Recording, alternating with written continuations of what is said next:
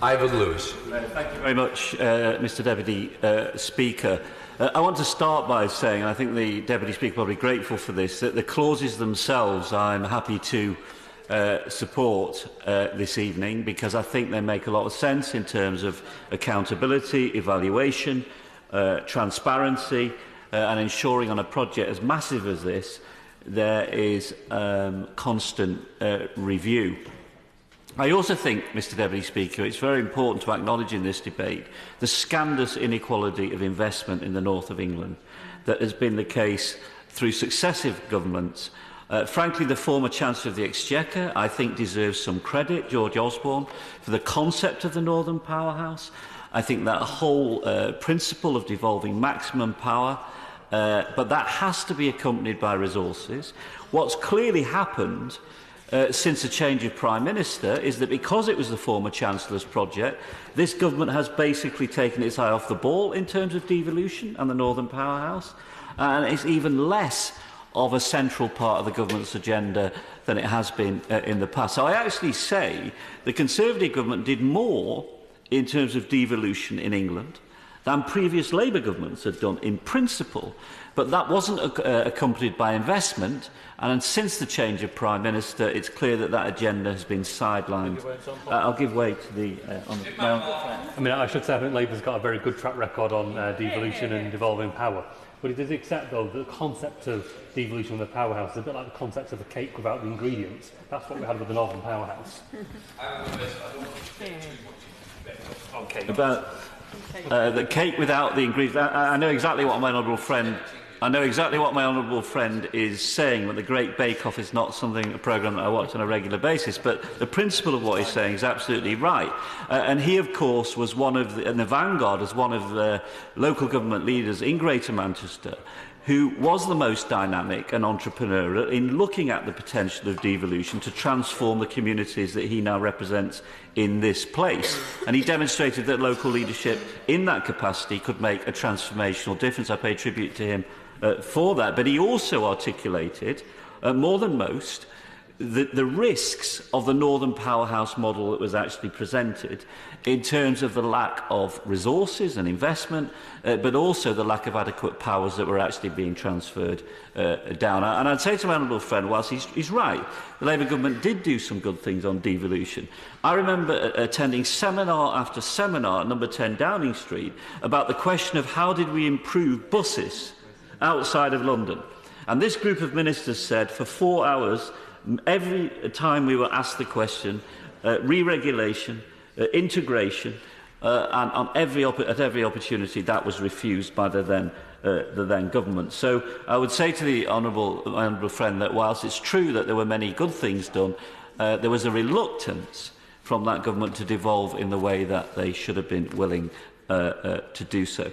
So I do think in the course of this debate, as well as honourable members expressing concerns about the specific nature of HS2, it's sad that we don't hear enough from honourable members about the centrality of rebalancing the economy in this country if we're to achieve our potential on a long-term basis. Whether you're for Brexit or against Brexit, that is a fact. If we continue to ensure that whole swathes of this country are not being supported to fulfil their potential through investment, then we're not only damaging those communities, we're not only consigning individuals in those communities to not have the opportunities and life chances others have, we're damaging United Kingdom PLC by failing to see that that has a massive dampening effect on our productivity, on our competitiveness and our capacity for innovation.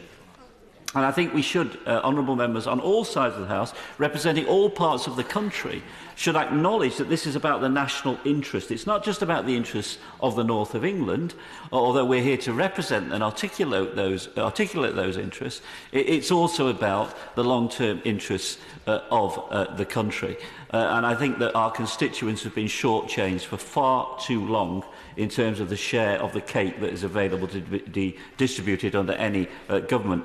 I'd say gently to one or two members opposite, from memory, Lord Adonis hasn't been a transport minister for about 9 years. So I do think there have been opportunities for ministers representing that side of the House to have made 1 or 2 amendments to the scheme if they're slightly uncomfortable with it. I wonder whether their concerns about I wonder whether their concerns about Lord Adonis have something to do with other factors rather than his tweaking of this particular. I'll give way to the honourable gentleman. I am just bemused by his talking about one or two amendments and tweaking. Does he not think it is more than a tweak when you had a railway line originally proposed to use an existing transport corridor up the M40, suddenly with a ruler to go through straight lines, straight up through the most virgin of countryside? That was more than a tweak. The usual. For 20 years I've been following instructions from the Deputy Speaker. I'm going to continue to do that in the course of this debate. But I'd say to the honourable member, using his usual colourful language, the point I was seeking to make was, for 9 years, Lord Adonis has been nowhere near this scheme or nowhere near the Department of Transport in terms of portfolio responsibilities. If he genuinely feels that that was a massive mistake, there's been plenty of opportunities for his successors on this side of the House to address the honourable gentleman's concerns. I want to turn. I'll certainly give way to the honourable lady. I do want to put on the record, actually, that in the last 9 years, I do believe that our transport ministers have taken a lot of cognizance of the needs of northern constituencies. In my own constituency, there is funding for a bypass in Congleton, there's funding for a bypass in Middlewich, and I know that ministers are looking favourably on reinstating and reopening Middlewich railway station. So it's not as though our own ministers haven't taken note of our requirements. It's simply that the HS2 project is something that we feel could provide better value for money if spent differently. I respect the honourable lady's views on some of these issues in the context of this debate this evening, but I'm afraid to say, I have to say very assertively to the honourable lady, in the context of austerity, those at the bottom of the pile have suffered even greater than everybody else. So when you look at the impact of austerity on the country, when you look at the impact of austerity on the communities, northern communities, many of them, were already starting an incredibly low base. So the impact and the consequences of austerity are not simply that we haven't been able to catch up, it's actually made the situation far worse, that inequality and that disparity of investment in skills, in jobs, in infrastructure, in public services. And this is having a devastating effect on many northern communities in terms of the combination of austerity and the low base of investment that has been a historical reality under successive government. So I think the honourable lady really can't afford to be complacent. She may have had some funding for a bypass in her constituency, but the reality in many of our constituencies in the north of England is that this has been an incredibly challenging and difficult period. If any business had 50% reductions to its budget in a 4 or 5 year period, it would go bankrupt. That's what's happening to many local authorities in the north of England, especially in Greater Manchester. I want to come back now specifically to the honourable lady's amendment with regard to non-disclosure agreements. My own view, having come reasonably late to this topic, is it's a scandal. What we have seen in terms of non-disclosure agreements in the context of HS2 is nothing short of a public scandal. Because essentially, in many cases, these non-disclosure agreements have been used to silence people inside that organisation who are concerned that Parliament has been misled on a regular basis about financial information. So people, let's be clear, people have been given redundancy from HS2 because internally they have articulated concerns about misleading information that has been presented to this House in terms of both finance and capacity. And it seems to me that ministers have a responsibility to disinfect them in terms of this particular issue. And they should now be making it very clear that where former members of staff were subject to these non-disclosure clauses and paid redundancy simply because they felt Parliament was being misled, those individuals should be released from those non-disclosure responsibilities and should be able to share their views with Parliament and put them in the public domain. It is totally hypocritical, Mr Deputy Speaker, to talk about, quite rightly, about the outrage of the Labour Party imposing non-disclosure agreements on its staff and ministers not releasing those members of staff in HS2 from those requirements. You know, we know, Mr Deputy Speaker, or I'd like to reveal to the House today, consultants' reports were commissioned costing at least £1 million from a well-known consultant who didn't say what HS2 wanted it to say, and that report was more or less shredded. It was certainly never put in the public domain or shared with Parliament. We know that the costs have escalated time and time again, and that some people internally within that organisation have alerted HS2, the HS2 board and other senior executives to the difficulties. Now, I'm not saying here today that HS2 should be scrapped, but for parliamentarians to make a rational, proper judgment on its viability, its desirability, its achievability, we have to have full possession of the facts. And there is absolutely no question that ministers have not always been given full information by HS2.